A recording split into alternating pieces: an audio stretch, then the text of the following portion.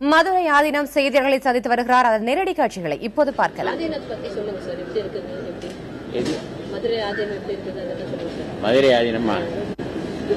மதுரை ஆதீனம் 2500 ஆண்டு காலத்துக்கு முன்னதாக தஞ்சை மாவட்டம் சீர்காழியிலே அவதரித்தருளிய திருஞான சம்பந்த பெருமானால் தோற்றுவிக்கப்பெற்ற மூத்த பழமையான ஆதீனமாகும். The Madurai Adina is the very oldest and ancient but in India, founded by Saint Tirunjana Sambandha of Sirgali 2500 years ago. ஆகையினால் நாங்கள் பிரச்சாரம் செய்வது சைவ சித்தாந்த தத்துவங்களை பிரச்சாரம் செய்கிறோம். சாதிய மத நல்லிணக்கத்திற்காகவும் எங்களுடைய பிரச்சாரம் அமைந்து கொண்டிருக்கிறது. எல்லோரும் ஆண்டவருடைய குழந்தைகள் என்ற அடிப்படையில் எந்த சாதியினராக இருந்தாலும் அது கவுண்டரோ மொயிலியாரோ பிள்ளையோ தாழ்த்தப்பட்டவரோ நாயுடுவோ வன்னியரோ தேவரோ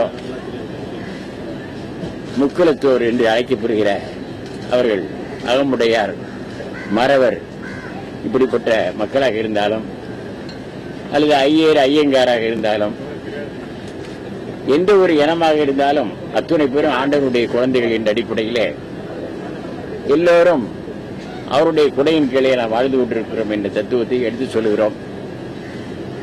இந்த நாடு எல்லா வகைகளிலும் அமைதியை பெற வேண்டும், அமைதியான வாழ்க்கையை மேற்கொள்ள வேண்டும் என்ற அடிப்படையிலே என்னுடைய பிரச்சாரம் அமைந்து கொண்டிருக்கிறது. முதல்வரை சந்திச்சுட்டு வந்திருக்கீங்க, அதுல அரசியல் தொடர்பான ஏதாவது பேச்சுவார்த்தைகள் ஏதாவது பேசுறதுக்கு வாய்ப்புகள் இருந்தது? அதாவது வெற்றி வாய்ப்புகள் குறித்து ஏதாவது பேசுறதுக்கு வாய்ப்புகள்? அரசியல் தொடர்பான உரைகள் எல்லாம் ஒன்று அமையவில்லை. அவரிடத்திலே பேசினோம். சன்னிதானத்தினுடைய ஆசீர்வாதம் எப்போதும் எனக்கு இருக்க வேண்டும் என்று சொன்னார்கள். எப்போதும் இருக்கும் அம்மா என்று சொல்லி ஆசீர்வாதம் செய்து வந்தோம்.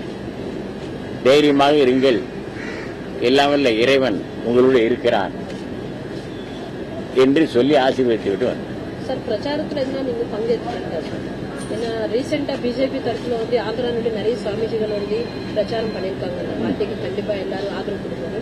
அந்த மாதிரி உங்ககிட்ட இருந்து திலங்கா மேடம் எதனா சப்போர்ட் கிடைக்குமா? பிரச்சாரம் செய்வோம். அது தேதி முன்னால் அறிவிக்கிறோம். இப்போ பாரதிய ஜனதா கட்சியில அறிக்கையில வந்து மத மாற்றத்திற்கு தடை சட்டம் கொண்டு வந்திருக்காங்க. அது நீங்க எப்படி பாக்குறீங்க? மதுரை ஆதீனத்தின் பெருமைகள் மற்றும் அதன் செயல்நிலை விளக்கங்கள் பற்றி கூறினார். தங்களது பணி மற்றும் செயற்பாடு குறித்தும் அவர் செய்தியாளர்களுக்கு விளக்கினார். அது மட்டுமல்ல, பிரச்சாரத்திலும் தாம் இறங்க உள்ளதாகவும் அவர் கூறியுள்ளார். ஆனால் தேதி பற்றி இன்னும் அறிவிக்கவில்லை. இது தொடர்பான விளக்கமான செய்திகளை அடுத்தடுத்த செய்திகளில் பார்க்கலாம்.